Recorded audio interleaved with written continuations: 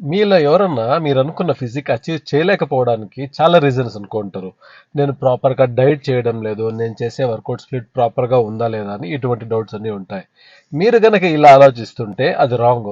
ఎందుకంటే మనలో చాలా మందికి మైండ్ సెట్ స్ట్రాంగ్‌గా ఉండదు. ఒక చిన్న ఎగ్జాంపుల్ చెప్తాను నేను. నేను బాడీ బిల్డింగ్ కాంపిటీషన్ పార్టిసిపేట్ చేసేటప్పుడు స్టేజ్ పైన నా పక్కలో కాంపిటీటర్స్ ఉంటారు కదా! Body builders.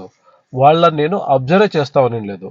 ఎందుకంటే నన్ను వేరే వాళ్ళు అబ్జర్వ్ చేస్తా ఉన్నారు. వేరే వాళ్ళని అబ్జర్వ్ చేస్తా ఉన్నారు. అబ్జర్వ్ చేసి నాకంటే బాడీ బాగుంది. నాకంటే సీనియర్ అప్పటి నుంచి చేస్తున్నాను కాంపిటీషను.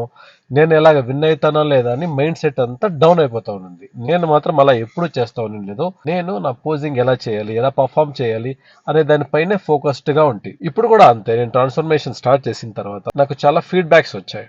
ఇప్పుడు ఏజ్ ఎక్కువైంది నీకు, చాలా కమిట్మెంట్స్ ఉన్నాయి, ఇలాంటివన్నీ. నేను అవేమి మైండ్కి వేసుకోకుండా నేను చాలా స్ట్రాంగ్ గా ఉన్నాను. మీరు కూడా అంతే. మీ వర్కౌట్ పైన, మీ డైట్ పైన డే బై డే మీరు ఏదన్నా ఫాల్ట్ చేస్తుంటే దాన్ని ఎలా కవర్ చేసుకోవాలి, ఇటువంటి దానిపైన ఫోకస్ పెట్టి మీరు గన వర్కౌట్ డైట్ చేయగలిగితే మీరు అనుకున్న ఫిజిక్ గ్యారంటీగా పొందగలుగుతారు.